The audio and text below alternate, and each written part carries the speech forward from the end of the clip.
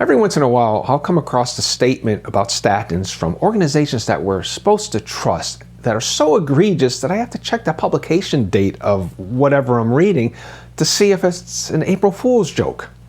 Today I'm going to take a quick look at two of those statements. Stay tuned.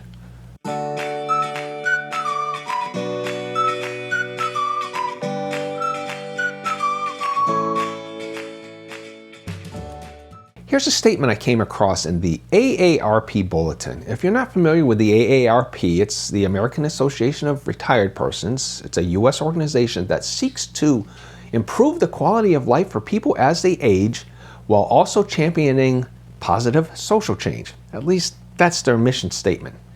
In their November 2024 issue of the AARP Bulletin, they made this statement about statins. Statins, which have been prescribed for decades, are among the most effective anti-aging drugs already on the market. Apparently, their definition of anti-aging includes a drug that can do the following. They can reduce CoQ10 in the body. They can lead to exercise intolerance. They can lead to mitochondrial dysfunction, increased insulin resistance, myalgia and other muscular problems, and cognitive degradation. While statistically in large populations, a small percent of patients may avoid or postpone cardiovascular events if everyone at risk is giving a statin, this simple data point does not qualify statins as anti-aging. They don't address specific aging-related processes in the human body, and in fact, they work counter to anti-aging by causing these problems for many people. Even if they were to prevent or postpone deaths from one cause, if the patients on statins have a lower quality of life, that is, their health span is decreased, then how is this anti-aging? The truth is, for many people, and probably a lot more patients than realize it, statins are pro-aging agents. It's good to see the AARP is improving our quality of life. With friends like that, who needs enemies? Next, let's look at this article, Arming Your Patients with Facts on Statins. This is an article which I've reviewed in part once before. It's so filled with pro-statin propaganda that it's embarrassing to see it published by the European Society of Cardiology. This article lists a bunch of claims followed by the facts. You won't be surprised to find out that the refutations they give are not exactly fact-filled, despite the paragraph heading of the facts. Even when they give actual factual data, their interpretation of these facts wanders off into the world of fantasy. So here's the one I want to look at today. This was under one of the paragraphs labeled the facts. Claims of more severe side effects, including type 2 diabetes, have been occasionally reported, but the evidence is weak or misinterpreted. Statins can indeed raise blood sugar slightly, but one would have to have significant prediabetes to develop type 2 diabetes because of a statin. This occurs in only about 1% of patients with prediabetes taking the medication. So this is interesting. We agree on this, that type 2 diabetes from statins generally only occurs with people close to the edge between prediabetes and diabetes. Their interpretation of this agreement is, therefore, it's rare and not a problem. My interpretation is, therefore, the statistic hides much of the damage from increased blood sugar.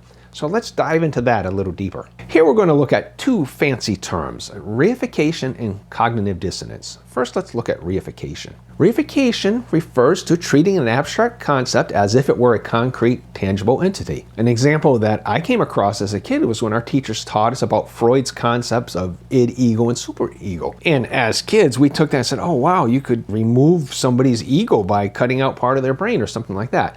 That is reifying the abstract concept and thinking that it has a physical manifestation. Stephen Jay Gould, science writer, a very popular professor at Harvard University, had called this thingifying. We take an abstract thing and we make it a real thing through this process of reification. So where does that come in when we're talking about insulin resistance?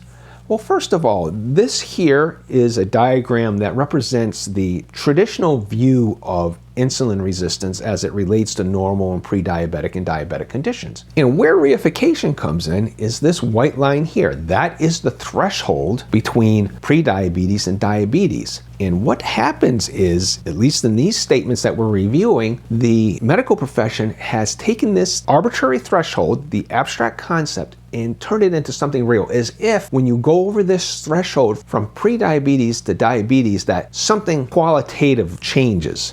Not just a quantitative change, but a qualitative change. And that's a false way of looking at this. The way to look at insulin resistance is on a continuum.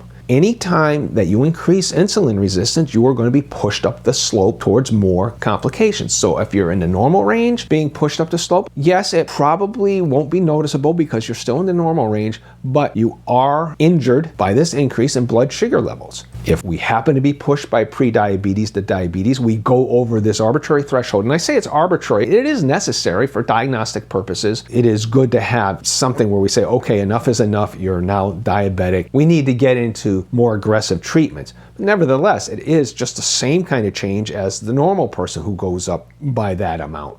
And then finally, there is the problem, people who are already diabetic, they are made worse by increased insulin resistance. So there's where the reification comes in. Now let's talk about cognitive dissonance. It's a psychological phenomenon that occurs with an individual or group experiences discomfort or tension due to holding two or more conflicting beliefs, values, attitudes, or behaviors simultaneously. The discomfort motivates the person, or group in this case, I'm talking about the medical profession, to resolve the inconsistency, often by changing one of the conflicting elements or rationalizing the discrepancy. So what are the two statements that are mutually exclusive? First one is, an increase in insulin resistance from statin use is not a problem. That's the one that we're talking about. That is what is implied by that statement that we read earlier. The second concept is that insulin resistance is chronic and progressive and a major risk factor for cardiovascular disease. That chronic and progressive statement you can find all over the place. I think there was a video by the Mayo Clinic who called type 2 diabetes chronic and progressive, which is a whole nother topic about how chronic and how progressive does it have to be. These are the mutually exclusive concepts. And how do they resolve it? Well, they resolved it by reifying this threshold into something more concrete than it is, of saying that that is the only time that a problem occurs. So for my closing thoughts, I want you to consider this problem that's specific to the issue of statins increasing insulin resistance. Statins may counteract the efforts of someone who's trying lifestyle changes to reduce insulin resistance and they see no progress. This presents the danger that they may give up on lifestyle changes because of the statins' effects on their efforts, which they probably don't even recognize. This is adding metformin to the mix, and for other adverse effects, possibly antidepressants, unnecessary non-steroidal anti-inflammatory drugs, or a whole list of others, resulting in another patient going down what I call the polypharmacy rat hole, and a lifetime on these maintenance drugs and all the baggage that they carry with them. And if statins are thought of as anti-aging agents and get presented as such, patients may end up facing the same problem. They're taking an anti-aging drug but are feeling worse, and they imagine that the drug is holding off even more severe conditions rather than being the cause. Organizations like the AARP and the European Society of Cardiology, they ought to know better than to publish such dubious statements. I was going to call them male bovine excrement, but this is a family-friendly channel, so I won't go there. If statins were really wonder drugs, they wouldn't have to resort to fraudulent or misrepresented claims to try to convince us of that. So that's what I have on this topic. If you appreciate this content, please like, share, subscribe, and comment on this topic or others you'd like me to cover. And if you haven't seen this video, I recommend you take a look at it now. Thanks for listening.